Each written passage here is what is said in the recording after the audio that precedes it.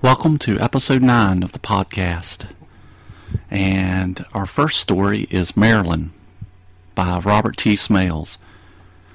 Robert reads this story for us, and you can check Robert out at robsmales.webs.com. Maryland by Rob Smales. To whom it may concern, it wasn't my fault. It was Max. I went along with him, but that's all I did. I swear. I think. There were bead necklaces on my table. 4 necklaces, 4 colors. Mardi Gras souvenirs I'd give anything to get rid of. I've tried. They keep coming back. The blue one was Max's. The Mardi Gras trip was his idea, and it was fun. Until he brought out those damn pills. "Come on, Phil," he said. "You need to relax and get into the Mardi Gras spirit." We all took 'em. I didn't want to look uptight, did I? God, that sounds like one of those after-school specials on peer pressure, doesn't it? I woke in our room the next morning and staggered into the bathroom, my underwear sticking to my skin. I flipped on the light and I started screaming. In the mirror, I saw myself wearing only boxers and a string of gold beads and covered in blood. Most of it was dry, spattered across my legs and chest, but it seemed thickest beneath my boxers. The guys woke up and started freaking out. All but Max, though he was in the same condition as the rest of us. All of us wearing beads and blood. The blood wasn't ours. The beads weren't ours, and none of us could remember where any of it had come from. Max actually got the giggles. I think he was still on something. We all showered, frantic, except for Max, who took his time, to get clean. Max said he was hungry. He went for some takeout. He was wearing his blue beads when he left, fingering them thoughtfully. The rest of us stayed holed up for the day, struggling to remember what happened after we took Max's pills. That was the last thing we recalled clearly. Taking those damn pills. Then Ted remembered the girl.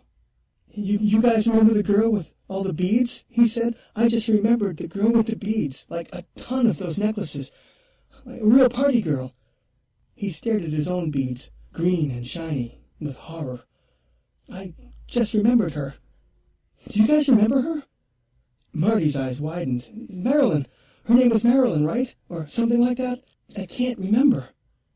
Ted thought it sounded right, but he wasn't sure. That's all they remembered. A face and a name. I couldn't even remember that much.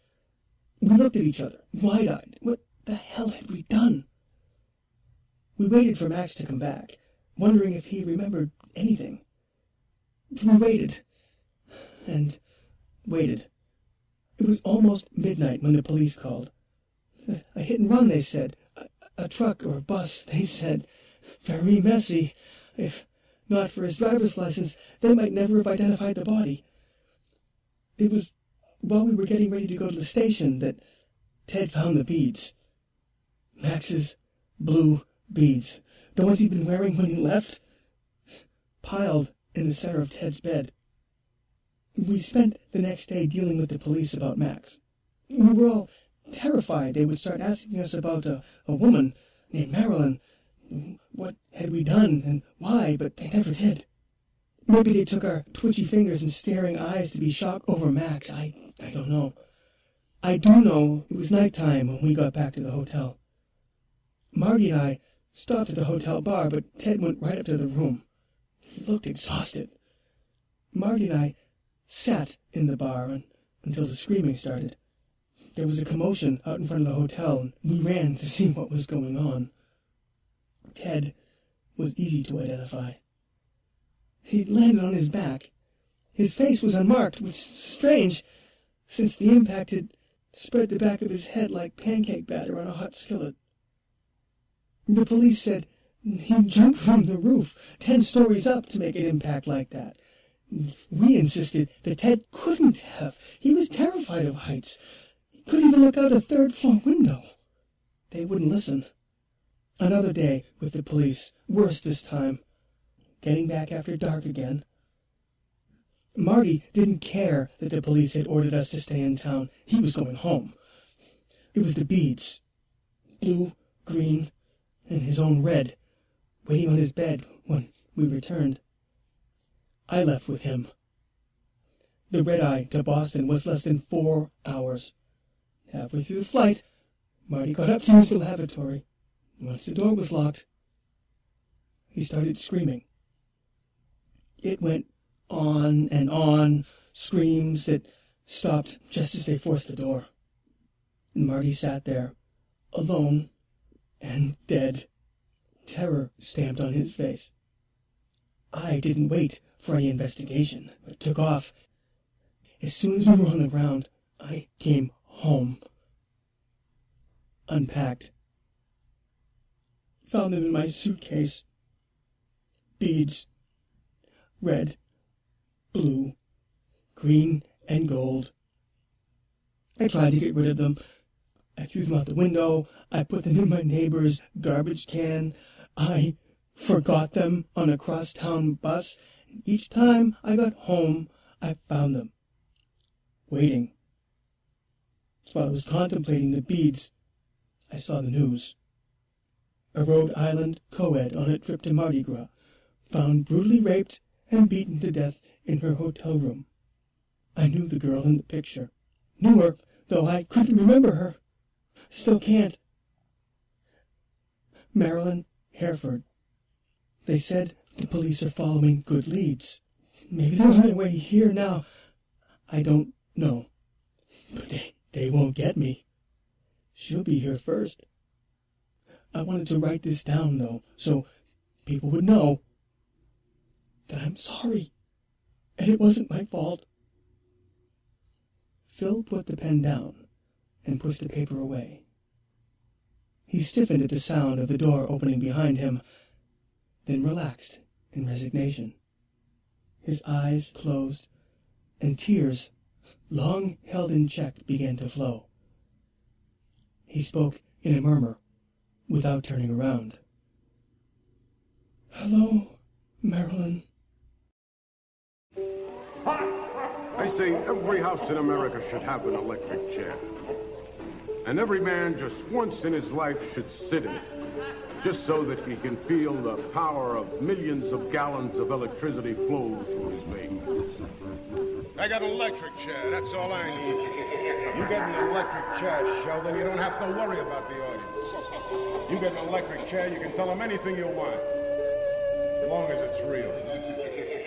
You get yourself an electric chair and they'll sit there all night long. Kind of a funny idea, sitting in an electric chair and doing a show. Well, think of the therapeutic value of an electric chair and all the money it is. Yes, an electric chair in every home. The Electric Chair, a show about horror. ElectricChairShow.com. An electric chair. Wow. Our second story is The Boy with Red Eyes by VISE. It's going to be read by E.S. WYNN, and at least read a handful of stories. He's going to be reading another one coming up soon. And here it is, The Boy with Red Eyes. The Boy with the Red Eyes. A story by VISE. There is a place, a world. In this world is a girl, a boy, who the girl cannot see. A lone tree, which the girl and boy rest upon, each sitting opposite from one another, and have not laid eyes upon each other, and the dead grass which they sit upon. This world holds nothing more. For if one tried to look past the dense fog beyond the ring that measured a boundary around the girl, the boy, and the tree, they would see nothing more than haunting fog. Those who have tried to explore the land unknown are still wandering about, unable to even find where they began such long ago. A soft breeze, perhaps a sigh from the wavering fog, gently stirred the girl's long hair, her eyes cast down where her fingers pulled the brown grass from its roots. "I know you," she said to the boy, "yet I do not know you."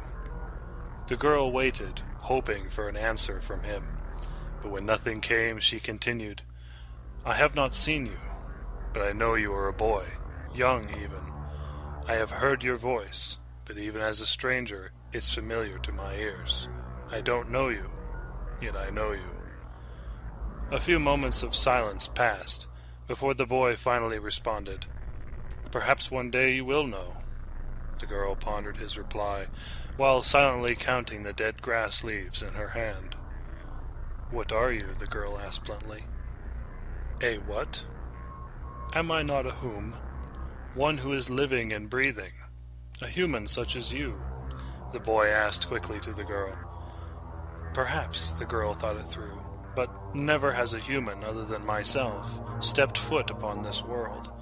As human-like as you may seem and feel, you are a what to me in this world." "And just what is this world?" the boy wondered. The girl was quiet for a moment longer. "I don't know," she answered. "In this place I feel numb. There's no confusion in my mind. I feel at peace." "Is this good?" the boy asked. "I don't know," the girl repeated. "People say you dream when you close your eyes, to dream of better lands, but this is all I find." "Do you not enjoy my company?" the boy asked, as if he were hurt by the girl's answer. Giving a quiet chuckle, the girl shook her head. "I must admit, your companionship for these few hours are quite unique." "But it comes with a price, does it not?" he asked, his voice with a hint of sadness. The girl sighed. "True.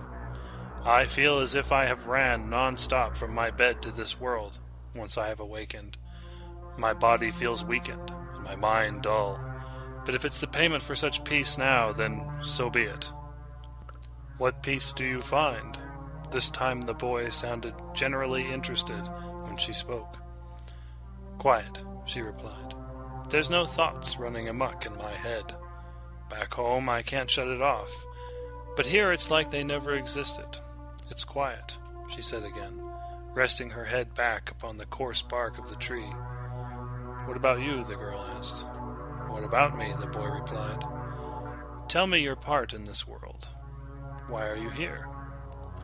The boy smiled. His white teeth glistened in the dull light, but the girl could not see, and the boy knew it. "Why should I not be here?" he answered. "I'd rather stay here in this lonely place, counting the very hours till you shall return, than to step foot in the place you return to." "Why?" the girl asked. "Why?" the boy laughed once. "I'll tell you why." The girl stopped pulling at the dead grass, her full attention upon the boy. "The very place you live in is falling quickly into the hands of hell," he told her. The girl didn't answer. She couldn't deny it. "And besides," the boy sighed, "I'm stuck here. How? For I do not know. I cannot remember my past, or even if I had one to remember." "Are you sad?" the girl whispered. "Sad?" The boy let the words slip from his tongue, as if even he did not know how to respond. "You can't see the sun or the moon," the girl said. "This place is neither dark nor light. But it lacks the beauty from my world."